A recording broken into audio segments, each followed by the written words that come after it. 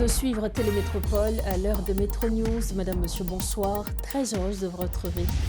À la une de cette édition, malgré l'arrivée de renforts de la PNH, les groupes criminels continuent de semer la terreur dans le département du Centre.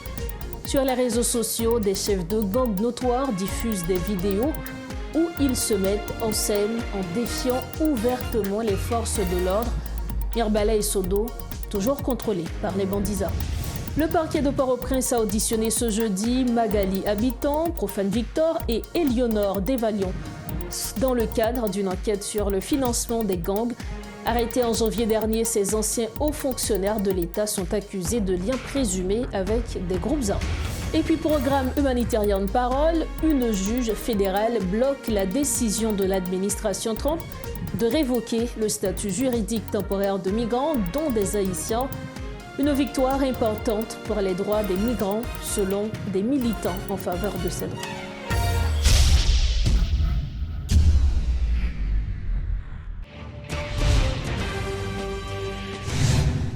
Bienvenue au développement des titres de l'actualité. Comme annoncé, malgré l'arrivée de renforts de la PNH dans le centre, les bandits semblent avoir le contrôle de plusieurs communes du département, dont Mirebalais et Sodo. Selon des témoignages, la ville de Mirebalais est plongée dans un climat de terreur après avoir été envahie par plusieurs centaines d'hommes lourdement armés. Sur les réseaux sociaux, des chefs de gang notoires diffusent des vidéos où ils se mettent en scène en défiant ouvertement les forces de l'ordre. Ces groupes criminels, responsables de nombreux meurtres et de la libération de plus de 500 détenus la semaine dernière, imposent leurs lois dans la région. La population des zones avoisinantes continue de fuir en masse, craignant pour sa vie, tandis que la violence s'étend dans le bas plateau central. Dans l'intervalle, la PNH a annoncé que lot de matériel de combat a été remis le 9 avril à la direction départementale du Centre en vue de renforcer les capacités opérationnelles des forces de l'ordre engagées dans la lutte contre les gangs qui terrorisent les communes de Mirebalais et de Sodo. Autre information à Métro News, le conseiller président Smith Augustin a rencontré ce jeudi le secrétaire général de l'OEA, Luis Almagro, dans le cadre d'une mission de plaidoyer axée sur la crise sécuritaire et humanitaire en Haïti, informe la présidence dans un communiqué. L'occasion pour lui de souligner le caractère transnational de la criminalité qui ravage le pays, alimentée par des réseaux internationaux de trafic d'armes, de drogue et de munitions, et a plaidé en faveur d'une augmentation de l'aide à la mission multinationale d'appui à la sécurité.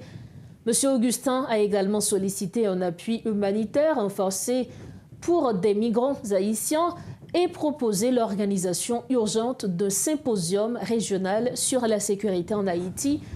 Parallèlement, le conseiller président Leslie Voltaire, accompagné du ministre des Affaires étrangères, a représenté Haïti au 9e sommet de la CELAC à Tegucigalpa du 7 au 9 avril.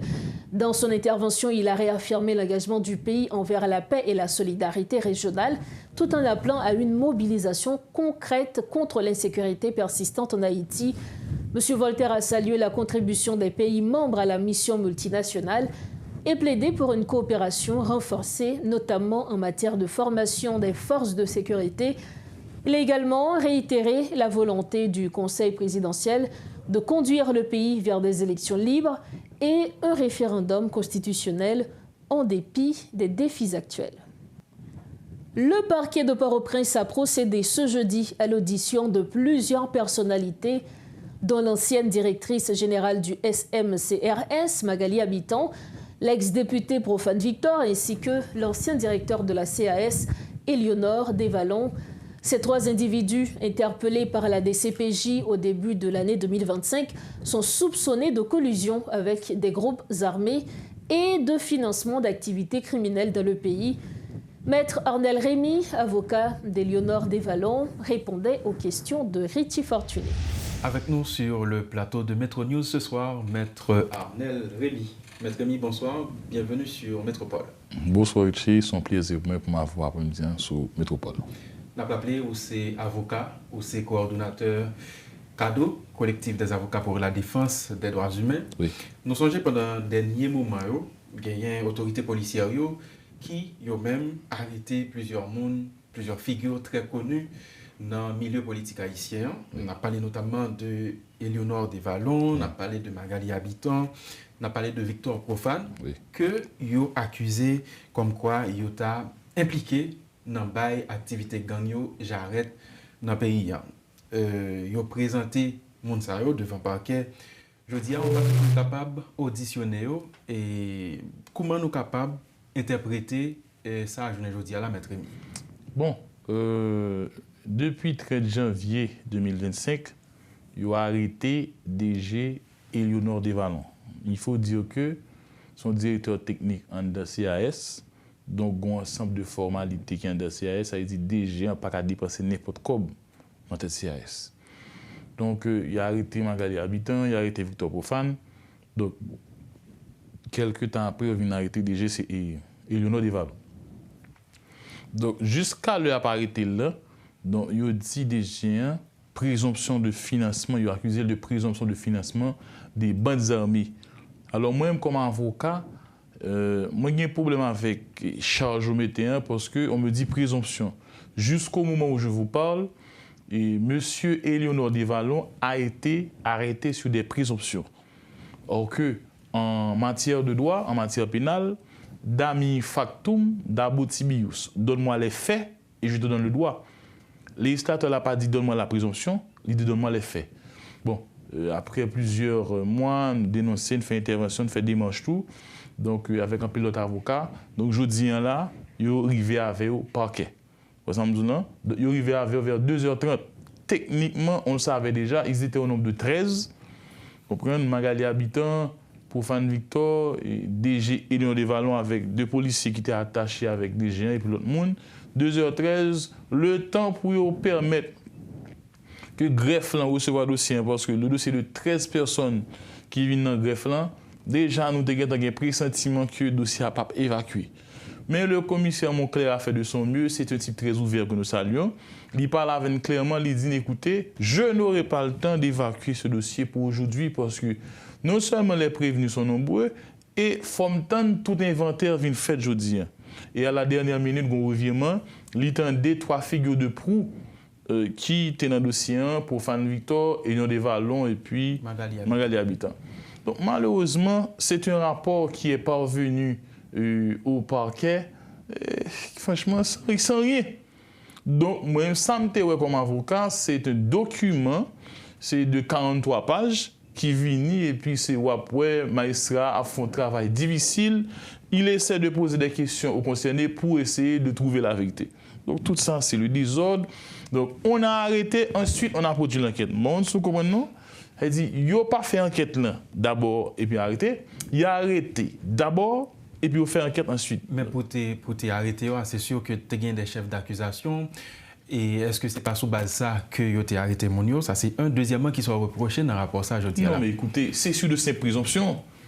Pas oublier que l'heure été fait tout les. D'ailleurs, comme avocat, la méthode de présentation de ces messieurs à la télé, je le conteste. Alors, je la conteste, pardon, parce que, et déclaration de la monde dans ça, convention internationale relative aux droits civils et politiques, tout ça, on ne peut pas déclarer quelqu'un coupable pas avant qu'un jugement n'ait été rendu par un tribunal compétent. Ça, c'est un. Maintenant, de arrêter sur des faits de présomption. Ça veut dire c'est un rapport qui devait être produit ou assurer que ça reproche la véracité, et pour arrêter. Donc, jusqu'à présent, par la voilà, une incertitude parce que le commissaire, en faisant un travail difficile, essaie de recoller les morceaux, de remettre les morceaux de puzzle en place pour arriver à cette vérité que le parquet s'est fait. Oui, tout à l'heure, so dis-nous que son dossier qui pour qu'a évacué, donc vous évoquez quantité de monde qui était gagné devant parquet journée jeudi là, donc dans quelle étape nous avons considéré que le dossier ça lui-même lié journée jeudi là? Bon, il faut dire qu'avant de répondre à une question, son dossier est éminemment politique. Parce que moi-même, j'ai dénoncé sur le plan administratif une violation des procédures. Donc, le DG, comme directeur technique, ayant pour supérieur hiérarchique le ministre des Affaires sociales, elle dit pour y t'étendre, on n'a pas respecté les procédures. Moi, le DG a été arrêté comme un vulgaire petit vagabond. Tu dit pendant le DCPJ, il y a les âmes sous lui, pointé au dit DCPJ besoin. Donc jusqu'à présent, il a passé 3 à 4 mois. DCPJ sans que pas respecter formalité. Donc si nous-mêmes comme responsables de l'administration ne pas dénoncer ça, ça dit n'importe quel ministre, il n'y a pas besoin d'une seconde formalité, il y a arrêté. Maintenant, Kounia, et pas oublier que je vous dis par rapport à un nombre de monde qui est dans le dossier, nous comprenons le commissaire tout parce que écoutez, le commissaire essaie de protéger ses arrières. Sinon, font un dossier comme ça, les gens lui-même faut respecter les formalités, il faut que vienne recevoir tout inventaire pour pas faire ouais. Bon, pendant la bataille, nous mettons pression pour libérer les clients, lui-même tout la jouer la carte de la prudence. Mais c'est dans ce sens, je dis, comment c'est un des Magali, comment c'est un des profanes, comment c'est un des DG Luno que m'a félicité qui bien parlé. Qui a pris le bien parlé. Parce que pourquoi? Dans le rapport de la DCPJ, c'est grave, oui, maître. Dans le rapport de la DCPJ, on reprocherait à M. Léonard des faits de suspicion, le fait que lui prêtait Magali 350 000 gouttes. Magali écrit, Magali dit, écoutez, moi, il y a un homme qui fait cancer prêt pour mourir et le DG, dans son humanisme, parce que cancer, il son conseil qui a avancé, déjà, dit, ah, mon cher, pas bon, je ne pas gagner, non? Bon, me prêter dans mon autre monde pour et en arrêtant Magali a fait cette déclaration. Maintenant, la DCPJ n'a pas mené, ou bien n'a pas mené des enquêtes. La DCPJ, sur la simple déclaration de Magali, a procédé à l'arrestation du DG et Léonard Desvallons. Maintenant, le fait que 350 000 gouttes, comme Magali t'a déprêté, pour grand frère qui fait cancer, par contre, en famille, donc la DCPJ dit, mais si comme ça, dépôt ça déjà dans la finance, c'est gang tout. Mais oui. C'est-à-dire, il n'y a pas aller en profondeur pour étudier les possibilités, tout le monde qui en a besoin.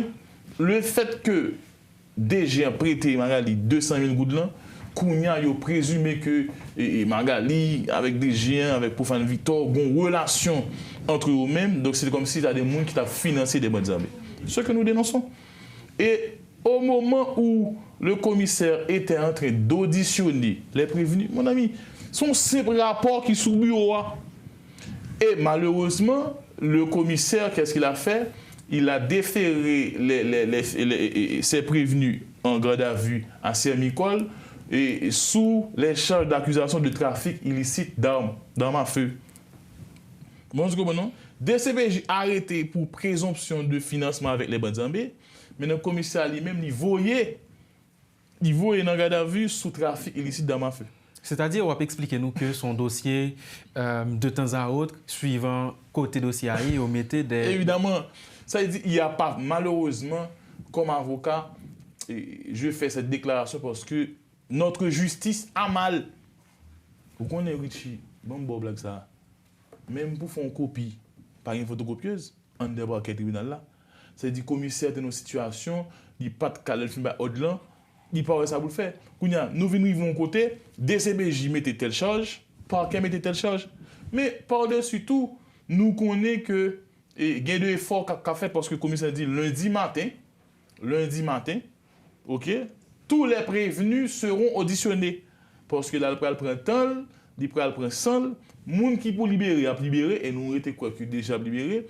Moun qui pour le cabinet, mais nous étions quoi que le commissaire gouvernement apprend sang, apprend temps, et me dire ça, il ne faut pas se laisser influencer par les marchandages politiques. Parce que le commissaire gouvernement pile appel pour parler à la DG Léonard Desvallons.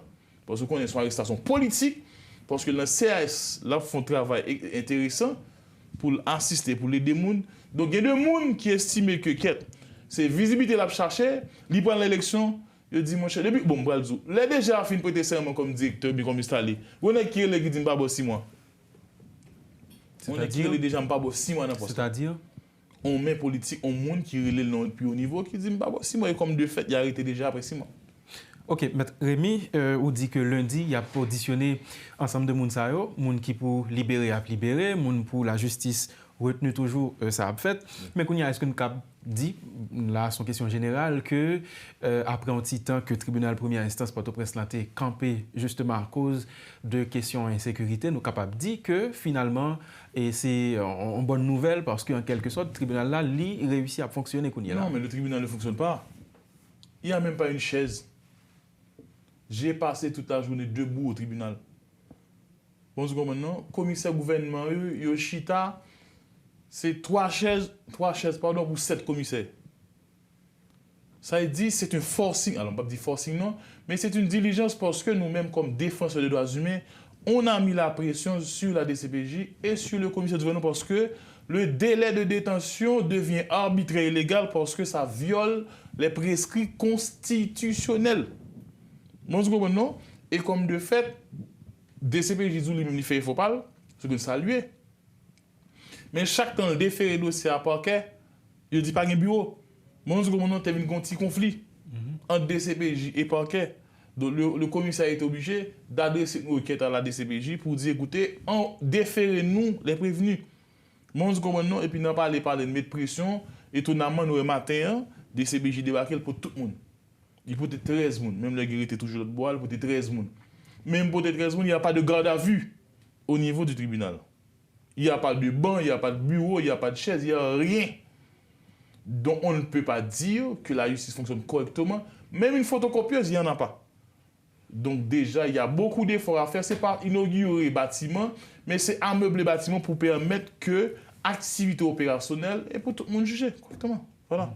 Ah bien, merci infiniment, Maître Arnel Rémy, parce que vous êtes disponible pour Métropole.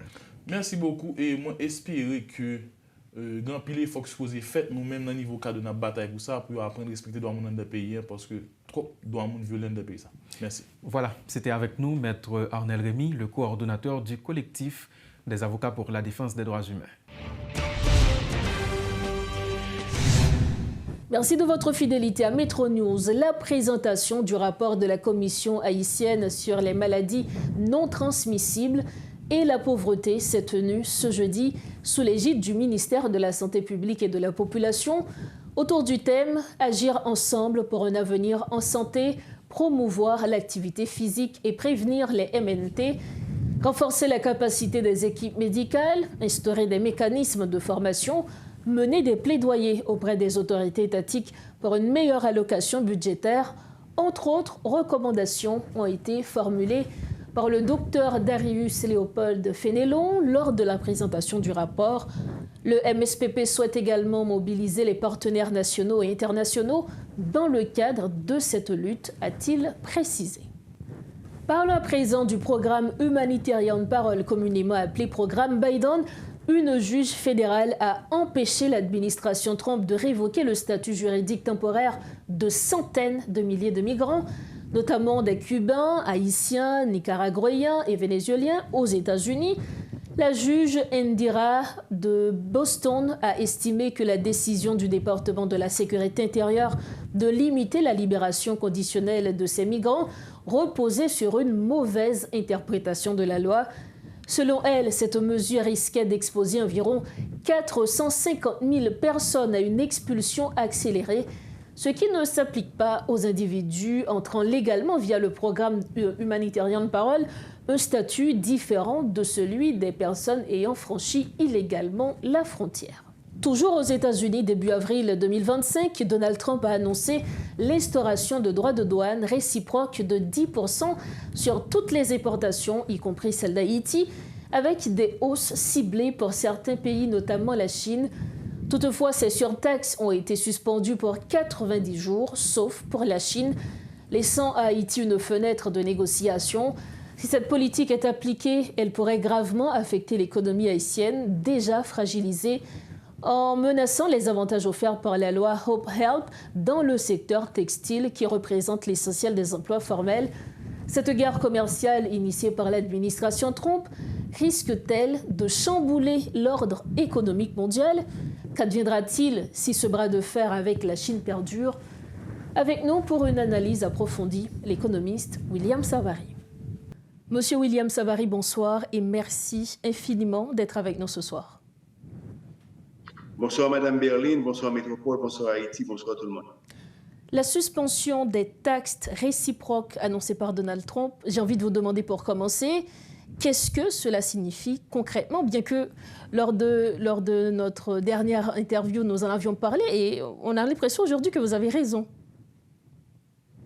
Bon, c'est l'expérience du terrain, c'est vraiment ça, et l'expérience du marché.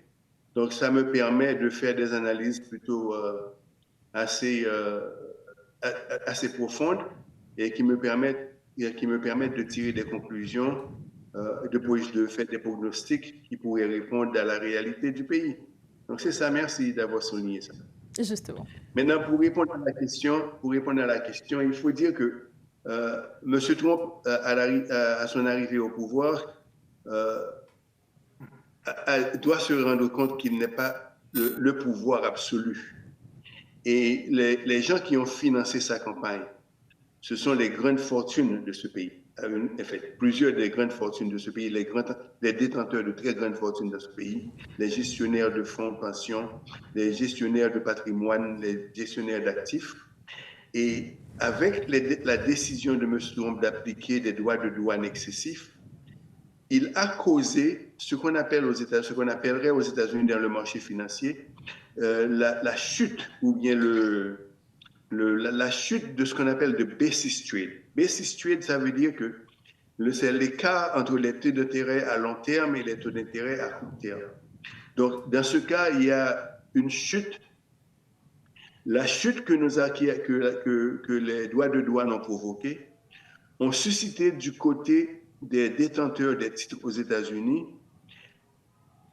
des demandes de capitaux, parce que plusieurs des titres aux États-Unis qui sont achetés, avec beaucoup de titres aux États-Unis qui sont achetés, sont des titres qui sont achetés à découvert, c'est-à-dire qu'il y a un prêt qui a été octroyé, les gens achètent les titres à partir de ces prêts, et lorsque les prix augmentent, les prêts sont, les rendements sur les capitaux sont favorables, mais lorsque les titres chutent, il y a ce qu'on appelle un appel à des capitaux nouveaux.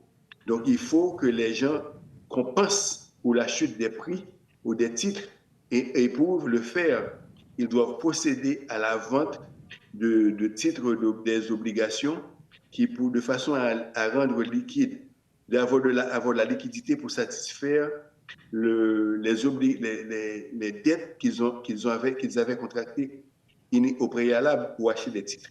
Et quelles répercussions immédiates donc on peut attendre sur les marchés financiers internationaux et notamment aussi en Haïti, sur le marché haïtien? Bon, maintenant, sur le marché international, il faudrait signaler que les fonds du Trésor américain ne sont pas simplement détenus par les Américains.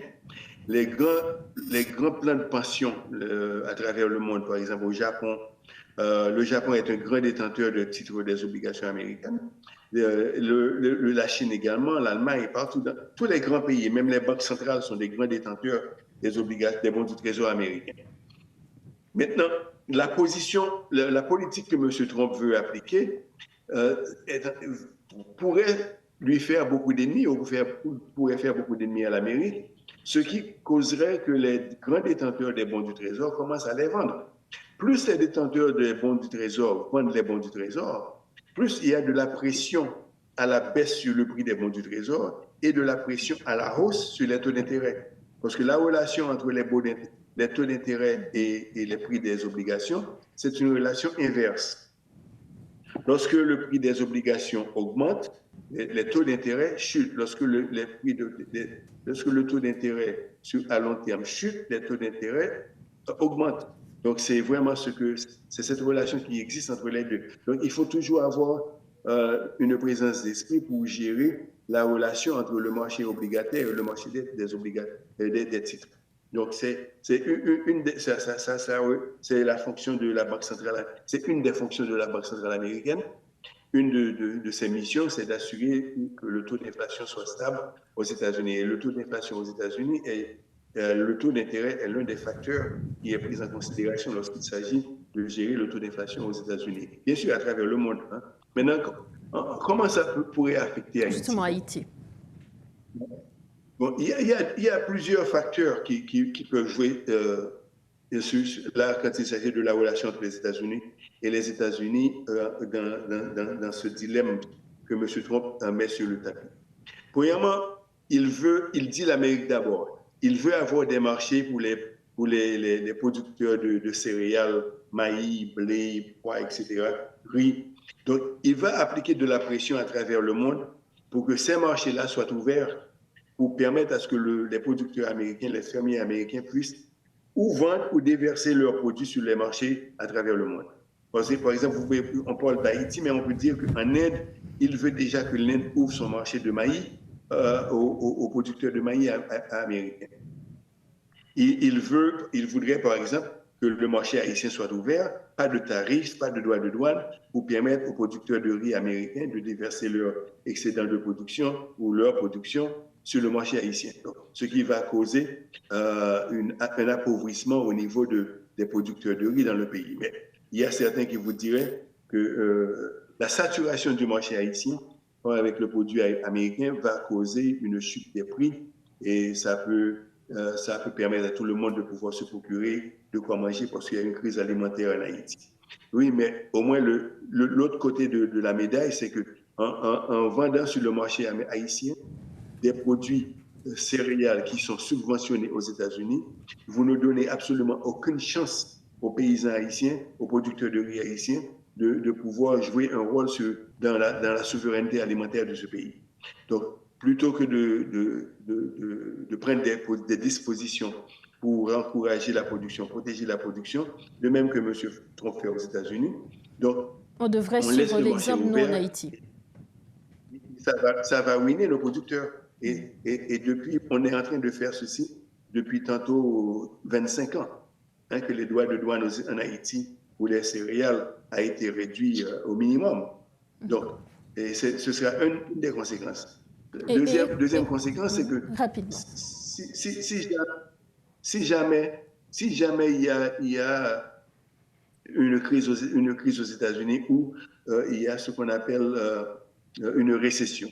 Mais les Haïtiens sont surtout engagés, avec la majeure partie des Haïtiens, est surtout engagés dans les hôtelleries, dans les restaurants, dans les manufactures.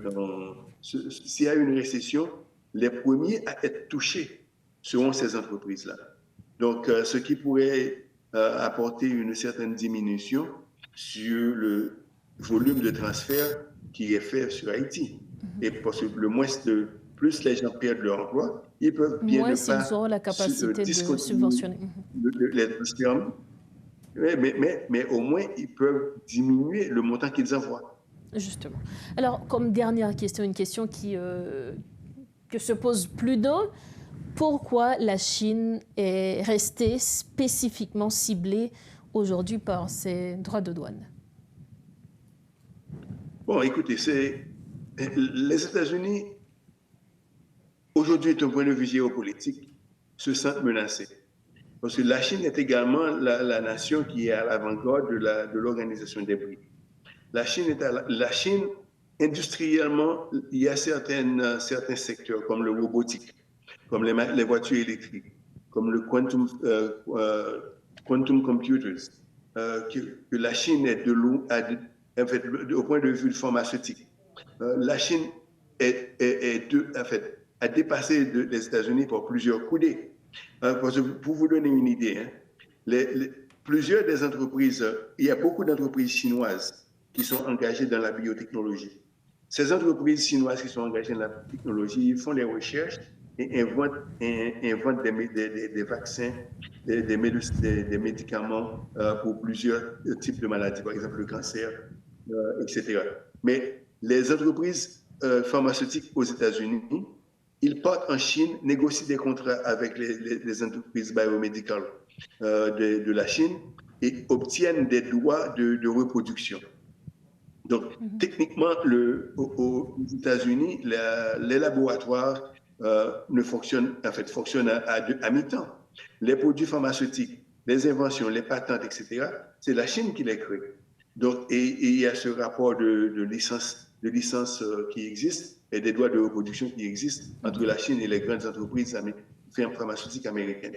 Donc, ce qui veut dire, il y a l'entreprise BYD qui est dans le business des automobiles électriques, qui est aujourd'hui la plus grande manufacture d'automobiles dans le monde, et ceci dans l'espace de 10 ans. La Chine représente un danger pour l'hégémonie américaine. Donc, et ceci, lorsqu'un hégémone qui se retrouve en face d'un autre hégémone qui grandit, eh bien, il doit tirer les pieds, il doit se mettre de travers pour en barrer la route à l'autre. Donc, alors que normalement, ce qui devrait se faire, c'est que la Chine et les États-Unis devraient s'asseoir autour d'une table et explorer comment collaborer et pour le bien-être de l'humanité. Non pas s'engager dans cette lutte que M. Trump a initiée. Donc, maintenant, comment ça va finir, on verra. Oui, on verra bien comment ça va finir. Merci infiniment à vous, M. William Savary, d'avoir été notre invité. Bonsoir Mme Berlin, bonsoir Haïti, bonsoir Métropole, bonsoir tout le monde. Merci encore. Voilà les précisions de l'économiste William Savary. Il était l'invité de Métro News ce soir. Cette édition de Métro News touche à sa fin. Avant de partir, le rappel des principaux titres à la une. Malgré l'arrivée de renforts de la PNH, les groupes criminels continuent de semer la terreur dans le département du Centre. Sur les réseaux sociaux, des chefs de gang notoires diffusent des vidéos où ils se mettent en scène en défiant ouvertement les forces de l'ordre. Yerbalais et Sodo, toujours contrôlés par les bandits armés. Le parquet de Port-au-Prince a auditionné ce jeudi Magali Habitant, Profane Victor et Éléonore Desvallons dans le cadre d'une enquête sur le financement des gangs. Arrêtés en janvier dernier, ces anciens hauts fonctionnaires de l'État sont accusés de liens présumés avec des groupes armés. Programme humanitaire Parole, une juge fédérale bloque la décision de l'administration Trump de révoquer le statut juridique temporaire de migrants, dont des Haïtiens. Une victoire importante pour les droits des migrants, selon des militants en faveur de ces droits. C'est ainsi que nous refermons cette édition de Métro News. Merci infiniment à chacun de vous de l'avoir suivi. Un grand merci à toute l'équipe de Métropole ayant rendu possible cette édition. On se retrouve demain. Entre-temps, restez branchés Métropole et prenez soin de vous. Bonsoir.